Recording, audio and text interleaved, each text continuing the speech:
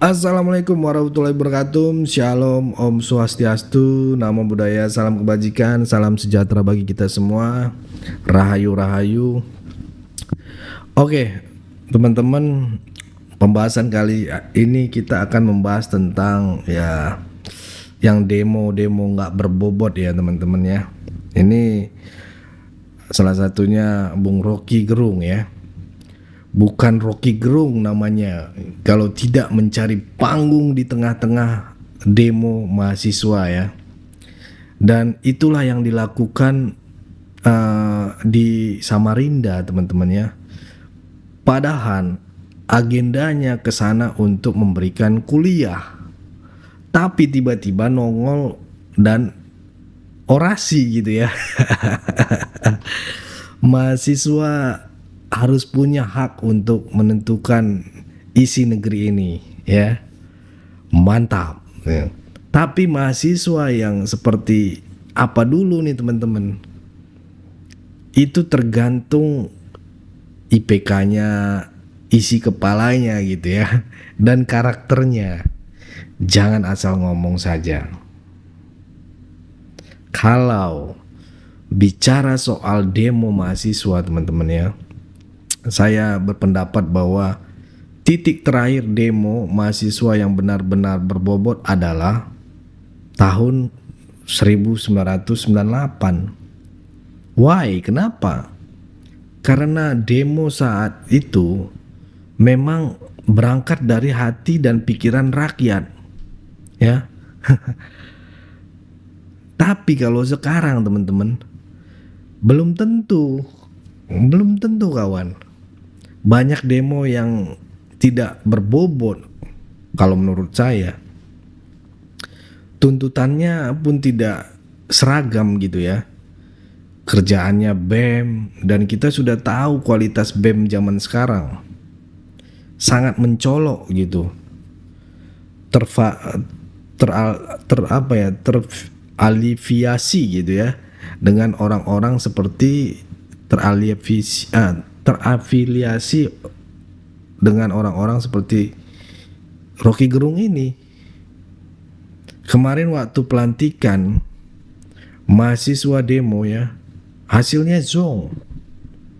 Pilkada juga dimotorin mahasiswa, hasilnya zong juga teman-teman.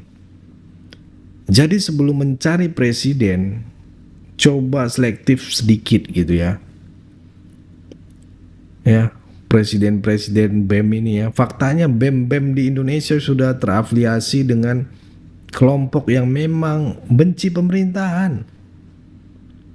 Tidak heran setiap tuntutan mereka selalu kontra dengan pemerintahan. Dulu di zaman Soeharto, pemerintah memang dikuasai diktator ya. Wajar kalau rakyat berteriak. Tapi sekarang pemerintah didukung sebagian besar rakyat. Nah, kalau sekarang ya, mahasiswa demo, siapa yang menyuruh? Rakyat mana yang mendukung?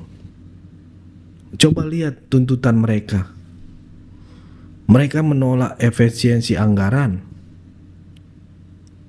menolak makan bergizi gratis, tapi lebih memilih pendidikan gratis.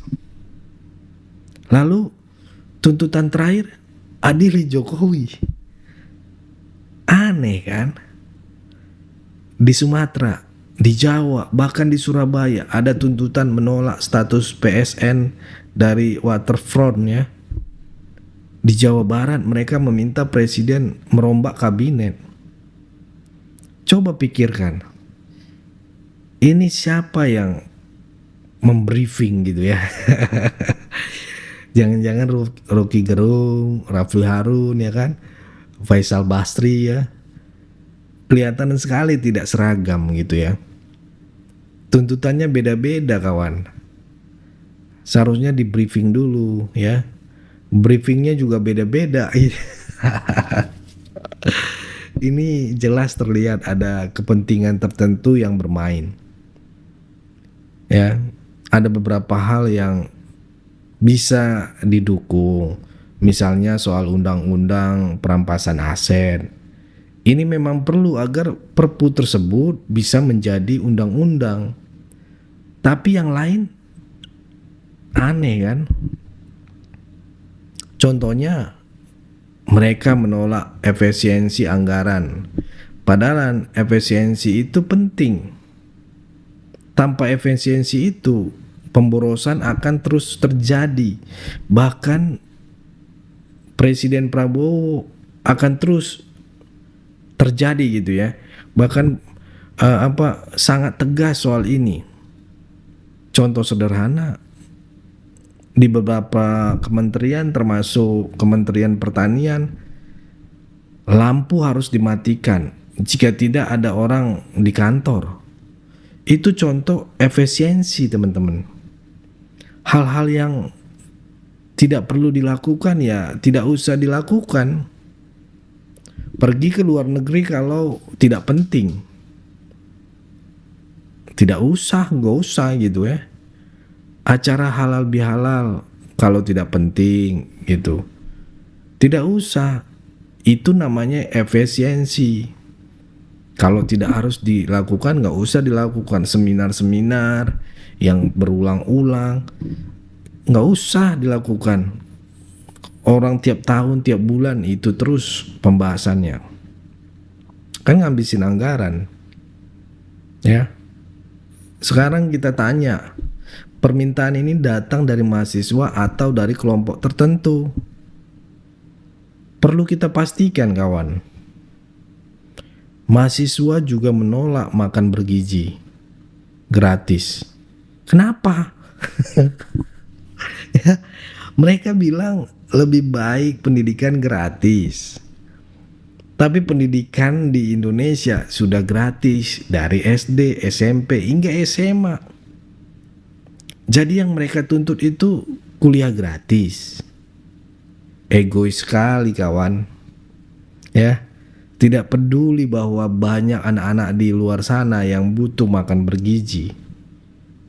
Ada anak-anak yang bahkan membawa nasi dari sekolah untuk dibagikan ke neneknya karena di rumah tidak ada makanan. Tapi mahasiswa malah menuntut uang kuliah gratis. Coba pikirkan, kuliah itu untuk orang yang mampu. Kalau tidak mampu, bisa berwirausaha atau ambil jalur SMK. Tidak semua kebutuhan harus disorong. Ya. Apa-apa dorong ke pemerintah. Lihat negara lain. Hanya ada 5 negara yang menggratiskan kuliah. Itu Jerman, Finlandia, Austria, Denmark, dan Swedia. Kenapa? Karena kualitas hidup mereka sudah tinggi, kawan. Kalau di Indonesia jauh.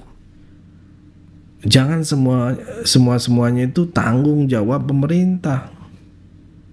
Kemarin Pak Prabowo bilang, ya, di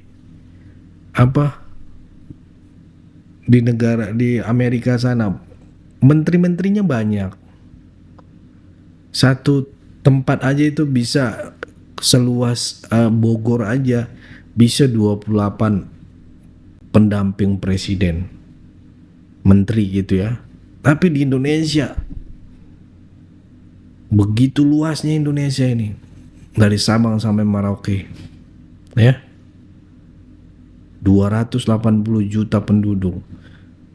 Pendamping presiden cuma 28 orang. Ya masuk logika sih menurut saya, teman-teman ya. Tapi nanti coba komentar kalian.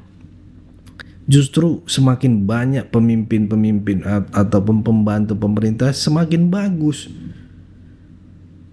Atau di Eropa sana satu wilayah cuman luas, di Singapura aja cuman luas Bekasi. Itu pemimpinnya 30 menterinya, perdana menterinya. seluas Bekasi loh. Jadi kita harus pahami luas Indonesia ini, justru banyak harus pendamping presiden. Secara logika setelah saya observasi benar juga kawan, ya benar juga gitu ya. Jangan semua tanggung jawab pemerintah. Kerja dulu sambil kuliah, seperti yang dilakukan banyak orang. Jangan mental gratisan saja. Lalu mereka menolak dui fungsi TNI dalam masyarakat sipil. Aduh. Jadi kalau polisi dan TNI libur sehari saja, siapa ya yang menangkap penjahat? Satpol PP. Hansip, Coba pikirkan baik-baik. Maha ya. Negara ini akan kacau ya tanpa mereka. Sama halnya tergantung tuntutan mereka yang menolak undang-undang Minerba ya.